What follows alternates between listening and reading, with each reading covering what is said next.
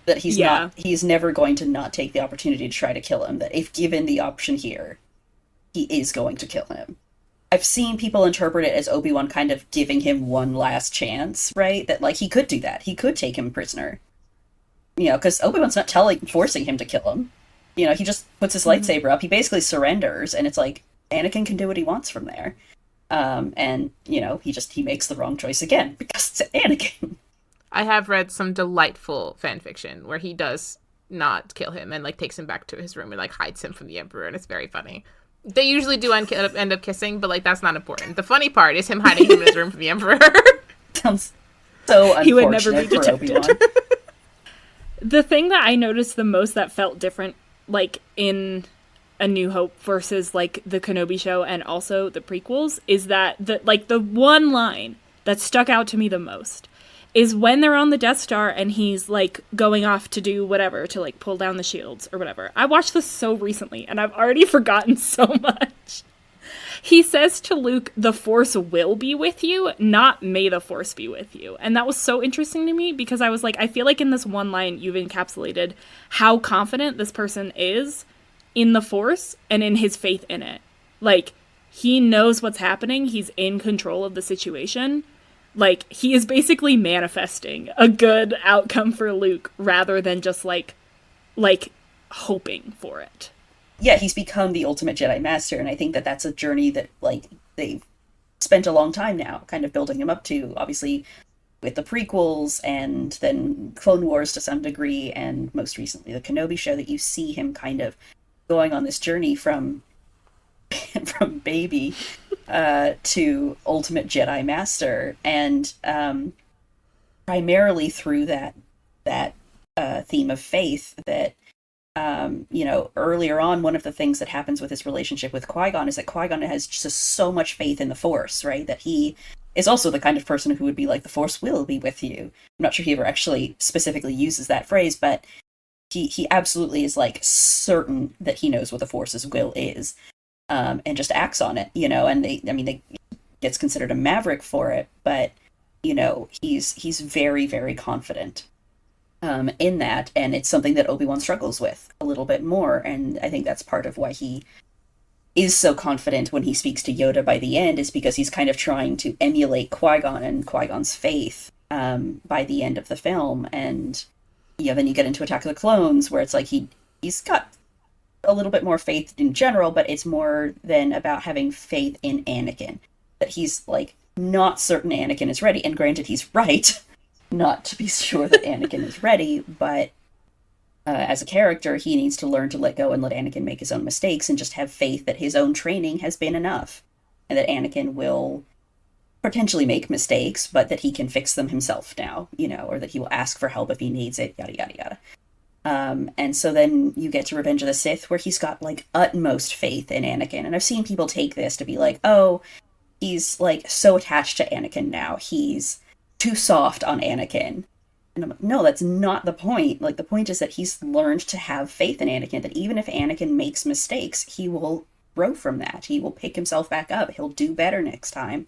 And he's just got that utmost faith in Anakin, and it's actually the opposite of an attachment. He's let go of a lot of his worries for Anakin. I think there's, like, instead of Obi-Wan believing that he could train Anakin better than Yoda, what he really believes is that his training will be enough for Anakin to choose the light side over the dark side. It ends up not being. It ends up being the dark side and Palpatine are more seductive than Obi-Wan's training could prepare him for, and that Anakin had internalized enough of it to be ready for that, because he ended up not being ready for that, obviously. And I feel like that is something that, like, Obi-Wan doesn't know, because he doesn't know the circumstances of Anakin's fall. Like, he never knows exactly what happened to make Anakin fall. That is never a conversation him and Anakin have.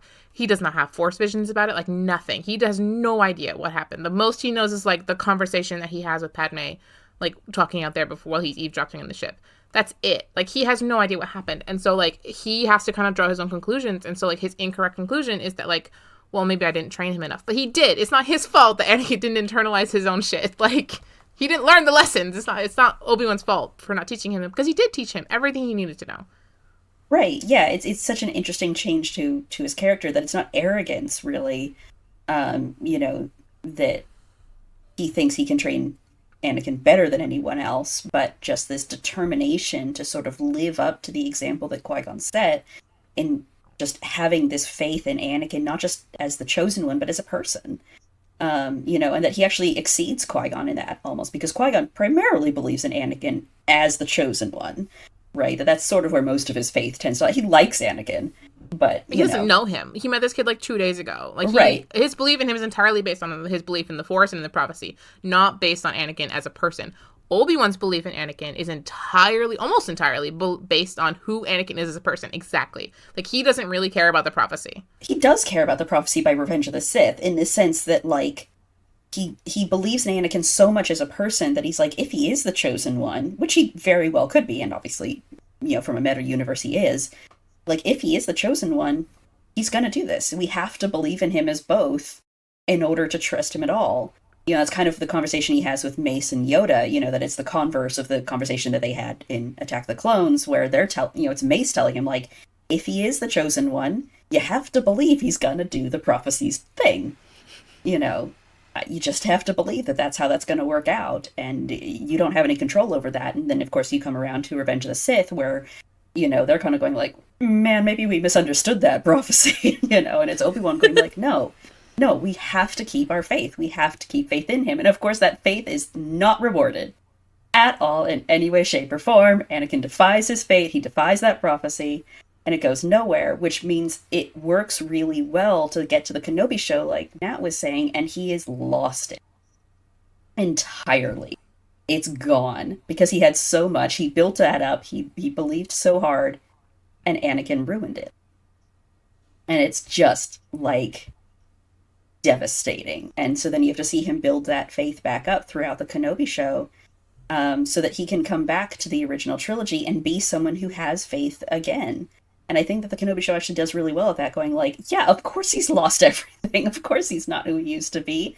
He's fucked up. He got massively screwed by someone he believed in so deeply.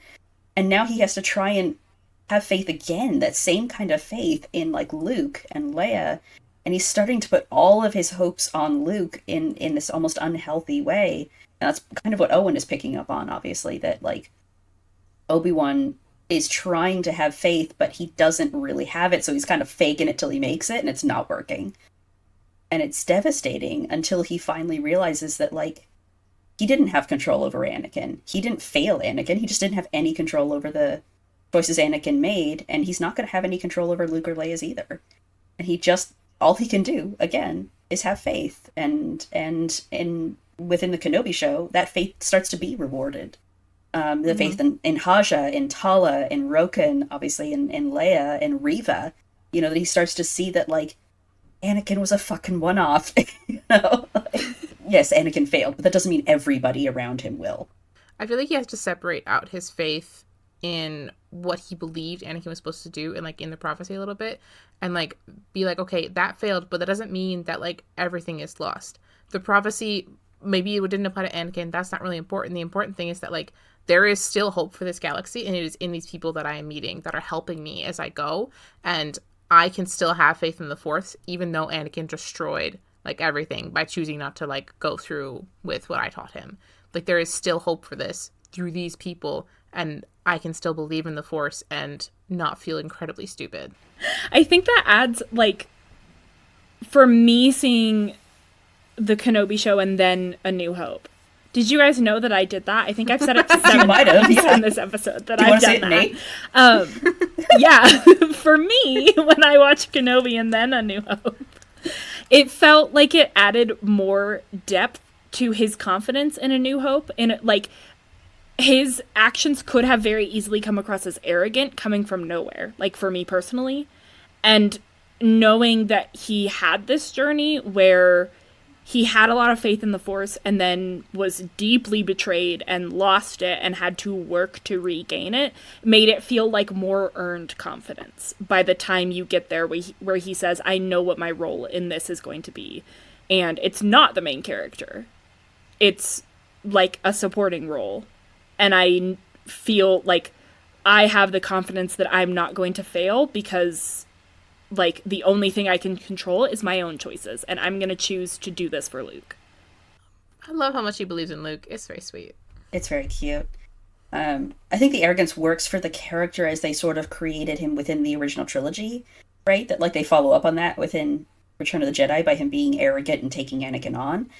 But that, like, it's changed so much over the years since then that it no longer comes off as arrogance, but, like, confidence, right? It's faith, it's confidence, that these nuance added from the prequels, Clone Wars, the Kenobi show, any of the books people want to take into their canon, has sort of built Obi-Wan out of this sort of more arrogant place that he actually does kind of have in the original trilogy, and into something even more, that faith sort of does allow him to almost hit that ultimate Jedi role even better than he used to.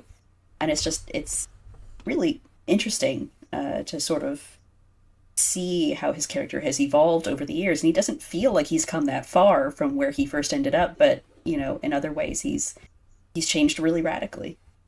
It's kind of like a roller coaster. Like, yes, he's ended up pretty close to where he started out, but that doesn't mean the journey in between was not fucking wild.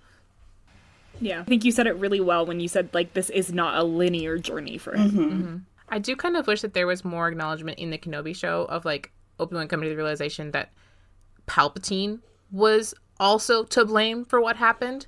Like, there's not really recognition of, like, what Palpatine's effect on Anakin was for Obi-Wan. Like, he's recognizing that, like, Obi-Wan is responsible for his own choices, but there's not really any, like, oh, Palpatine was also there influencing him, and, like, that's part of the reason. There's no blame put on Palpatine for Obi-Wan, which I wish there was more of. I wish there was more of Anakin and Palpatine's relationship in most things, but I wish there was more of that recognition for Obi-Wan to be like, I'm not totally blamed for this. Palpatine was also there, and he fucked it up. I did a great job, and he ruined it. Like, he was coming around digging out the foundation after me.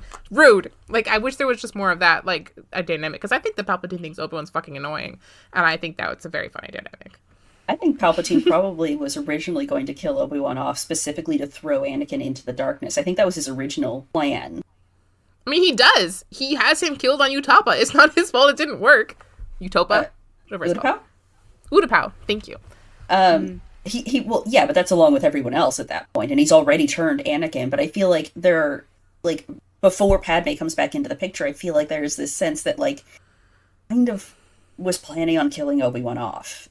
To try and, like, throw Anakin into a tailspin and push him and isolate him further and push him into darkness. That Obi-Wan is sort of like one of his strongest relationships, and eliminating Obi-Wan would have been really helpful for him. And so that's an interesting dynamic to kind of have there that doesn't get explored almost ever.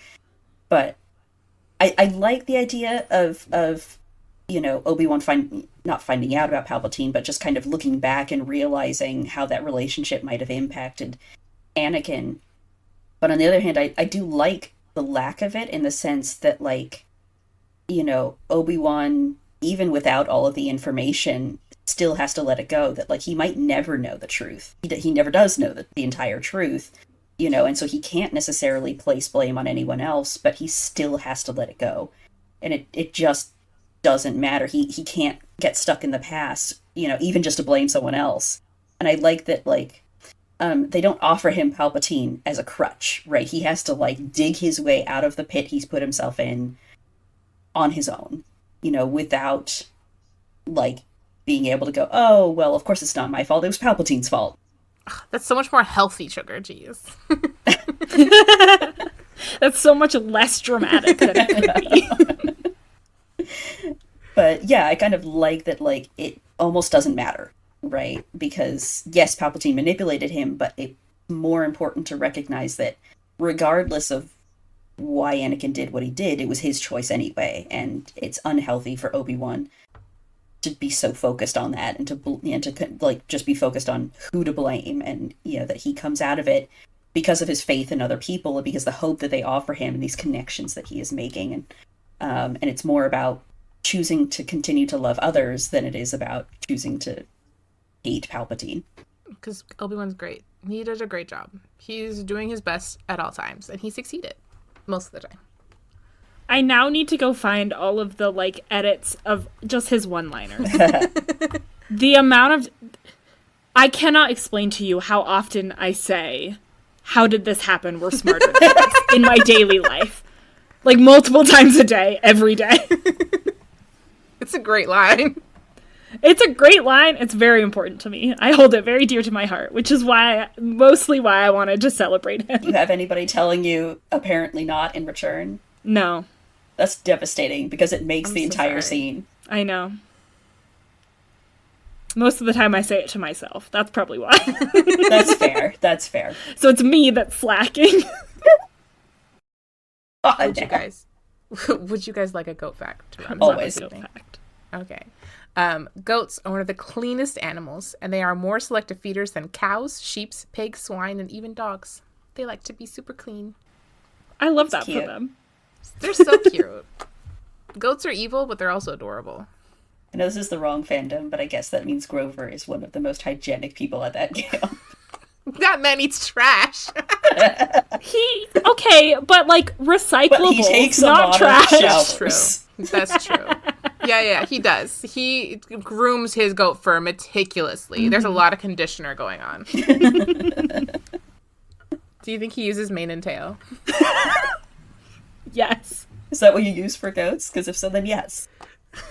Well, it's what you I use think for it's for animals. horses. I know it was specifically for horses. I didn't know if it Yeah. worked for goats too. I use it on my hair, so I feel like it counts. Fair enough. A new meaning of horse girl.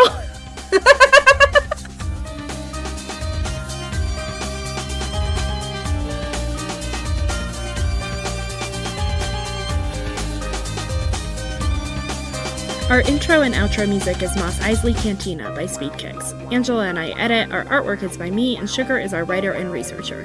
You can find us on Instagram and Tumblr at Unleash the Goats. Thanks for listening.